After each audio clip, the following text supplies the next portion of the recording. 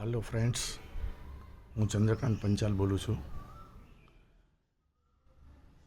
મને ગાર્ડનિંગનો થોડો ઘણો શોખ છે, એટલે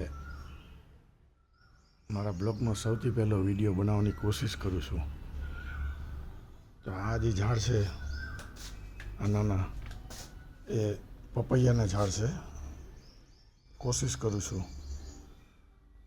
બીજું આ છે ક્રિસમસ ટ્રી.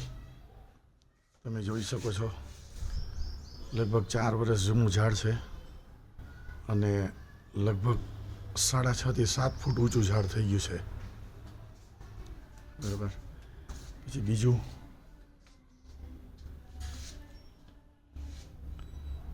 આ અલગ અલગ ટાઈપના ફૂલ્સ છે મારી પાસે. આ બારમાસી ફૂલ છે. આ પણ એક ટાઈપના અલગ ટાઈપના ફૂલ છે. આ કેક્ટસ છે, જેને આપણે કેક્ટસ કહીએ છીએ. પછી આ લીમડાનો છોડ છે, મીઠો લીમડો, આપણે જે ઘરની અંદર દાળ શાકમાં ઉપયોગ કરીએ એ.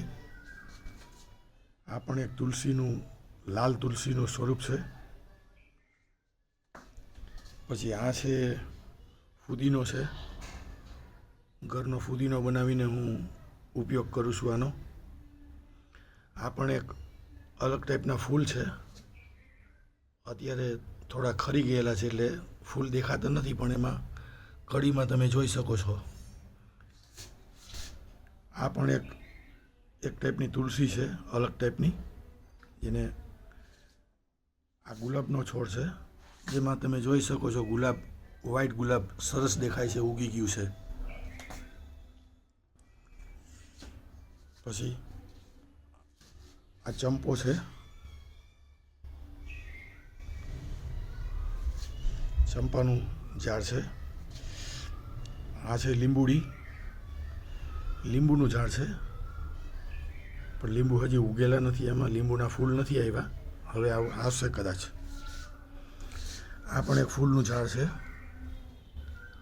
આમાં પણ અત્યારે ફૂલ બહુ તડકો પડે છે એટલે નથી આવેલા.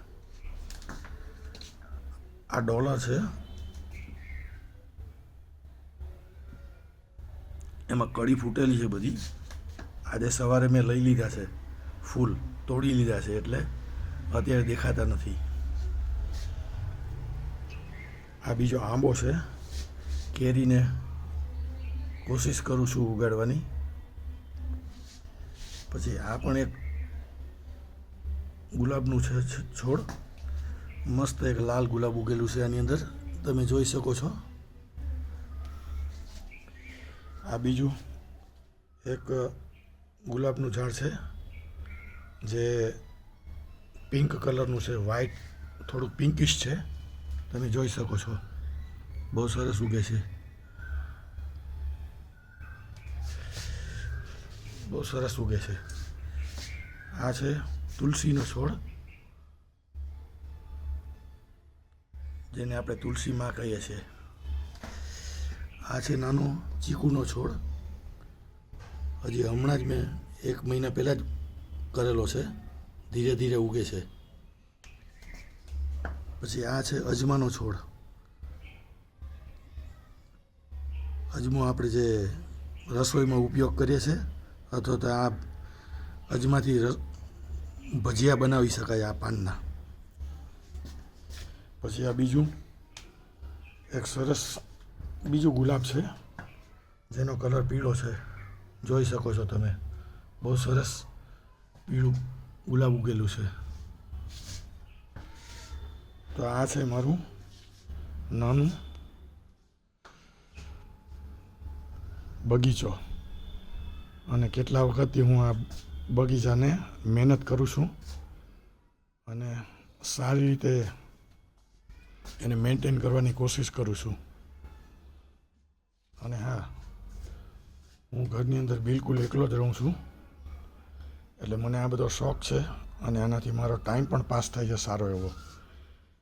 કે દિવસ દરમિયાન સવાર સાંજ આમાં મહેનત કરું તો મને મારો ટાઈમ પાસ થાય અને સારી વસ્તુ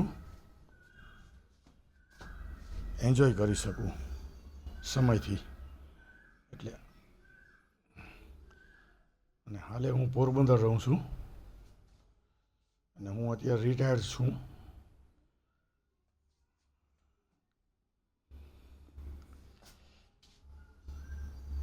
અને રિટાયર્ડની અંદર આવા કામો આપણે કરીએ તો આપણો ટાઈમ પણ પાસ થાય અને સારી રીતે બધું સમય પસાર થઈ જાય. સો જે લોકોએ વિડીયો જોયો છે મારો, એને ખૂબ ખૂબ આભાર. અને મારી ચેનલને, મારા બ્લોગને લાઈક, શેર ને સબસ્ક્રાઈબ કરવાનું ભૂલતા નહીં. હું કોશિશ કરીશ કે ભવિષ્યમાં કોઈ બીજા વિડીયો બનાવીશ અને શેર કરવાની કોશિશ કરીશ. So thank you so much. So kind of you.